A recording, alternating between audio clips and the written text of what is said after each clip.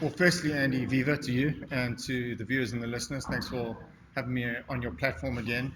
Yeah, last year was very challenging, but like you got to. I think last year it forced us to be creative in what we do in our industries, and I was forced to be creative in my industry. So I personally was working during the lockdown, and I was working on procuring young talent to the gym. So the gym was closed, as you know. I was in the beginning, quite reluctant to open because of the situation with COVID-19 and a very serious virus. Unfortunately, people have lost their lives.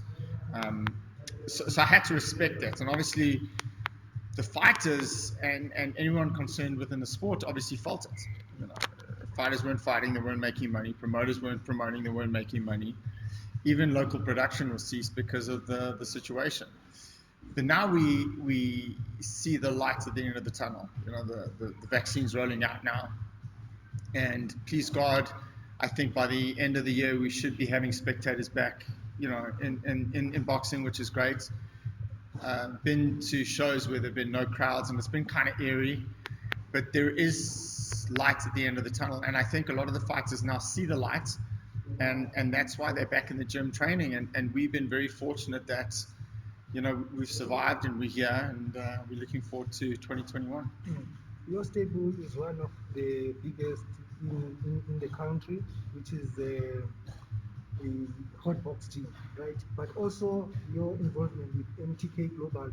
How have you managed to work for MTK, but also making sure that hot box brand? It's a very good question. So there were times, my whole purpose for last year was to procure young talent to MTK, and we were in Morocco. When I say we, I was in Morocco, and I signed the All Africa gold medalist Tariq Alali, who was supposed to come out here. We got his work visa last year, March.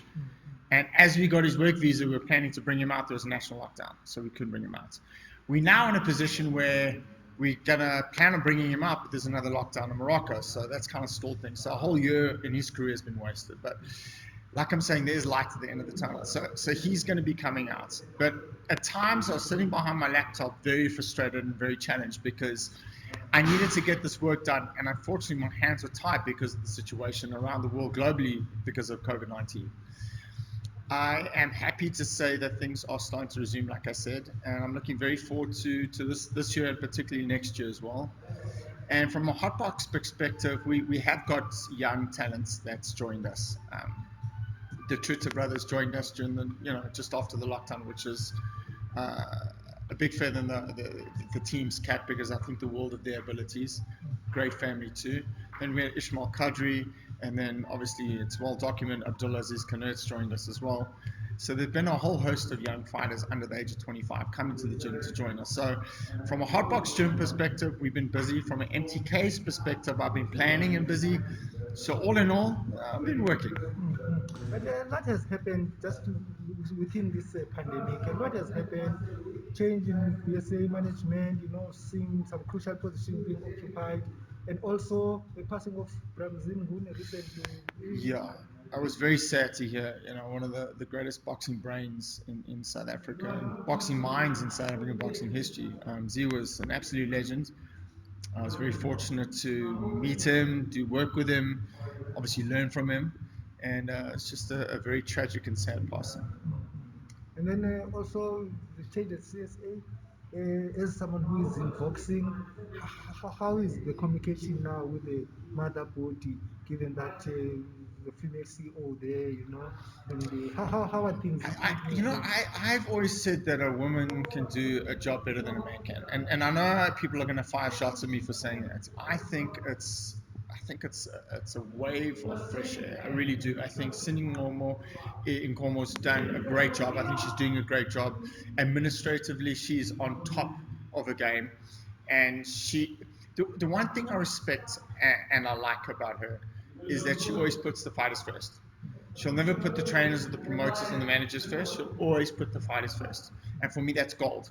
So I've embraced the change, and I think it's great, and I think she's doing a marvelous job. And please God, she carries on doing a great job too. In terms of getting your fighters back in action now, Have you committed to anything, signed any contract? Can you take us up to date as to? Yes, so there's a lot happening. Obviously, there's a lot of pressure on me now to start getting the guys moving, which I'm starting to do slowly. A couple of things on the sidelines, which unfortunately at the moment I just can't talk about. And I know you're laughing because everyone's pressing me for that. There have been rumors about a promotional company. There have been rumors about me going overseas to start doing stuff. I'm not at liberty to talk about that right now. But what I can say is that my fighters will see action soon. And again, like we are busy doing stuff overseas. A couple of big super fights on the go that I'm busy negotiating with. One particularly Frank Warren, another one Eddie Hearn. I know I'm kind of name dropping, but it's the truth. These are the kind of guys that I'm dealing with right now for my stock of athletes at the moment. And then locally, things will start happening, and that'll be our next interview. You have one of the most senior boxers in the country. I want to go through them name by name. Let's start with Baker. I saw him working Yeah, out so there. Hecky obviously makes his long way to come back. It was supposed to happen last year, and then obviously COVID knocked everything back. So he's coming back to shake off the ring rust, and he's still BC number 3 or number 4. So obviously I want to get some momentum going for him, and I believe he still has a legitimate title run left in him. And so, get some momentum going and then push him back in contention for a legitimate world title shot. Maruti as well, obviously the disaster that happened last December, which I really don't want to talk about. So obviously we're going to shake that off and then get back in the ring. We're looking at May. And then don't forget Azinga Vasili. Although he left the gym, contractually he's still my fighter. So I'm busy working on putting an eliminator together for him against Martin Ward, which I believe he wins. And I still think Azinga becomes champion of the world. There's just lots on the go. And then Lerato Lamini's number 3 or 4 in the WBC as well, and he's doing exceptionally well. Get some momentum going with him. So we're just busy. And then we've got Rainer Lumenberg fighting Rowan Campbell soon. So we're busy. I do want to. Oh, and don't forget, Kanili Bolana fights for the IBO Junior Lightweight World Championship on the 17th of April against Michael Magnesi in Italy, Rome. Italy, rather. I'm looking forward to that fight too. Yeah, I do want to follow up on that one about Azinga, but I don't want to spoil the mood of the interview. No, you can ask me anything. I have no problem. Yeah, because I wanted to ask how difficult will it be now to manage a boxer that is not trained by you? Easy. This is not the first time I've been in a situation like this. So I don't want any issues and problems in my life. If you watched the interview several weeks ago when I was asked, do I care? I don't care. I care for South African boxing, and I care that he becomes champion of the world. Emotionally,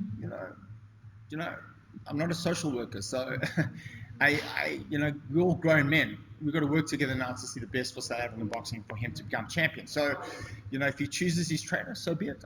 I wish him well. I just want the best for him now, and I want him to become champion of the world. And also, you might share the sentiment that this should be an example to any other young boxers who commit themselves to contracts that they must live to that contract. Listen, take this as a lesson for any other boxer. I don't think it's a lesson. I think it's a responsibility. When a fighter signs an agreement, he has to understand what he or she is signing, and they have to honor it. And unfortunately, if you're not, you're going to pay the penalty. And I was never going to release the contract. I mean, people know me. I love my fighters very much, but when you cross that line, the line's crossed. But like I'm saying to you, I can separate issues, and that's a separate issue. And the issue now is to focus on him being champion of the world, and that's the issue that I'm focused on right now. I want to talk about another gem in your team, which is Lerato Lamine. He's been climbing up those. Dark horse. Yeah, I think the world of his ability, and I think that he could be a surprise for South African boxing. Hardworking, very disciplined, very dedicated, takes his career exceptionally seriously, and he's got a lot of momentum going within the gym. And when I say momentum, I see the improvement on it.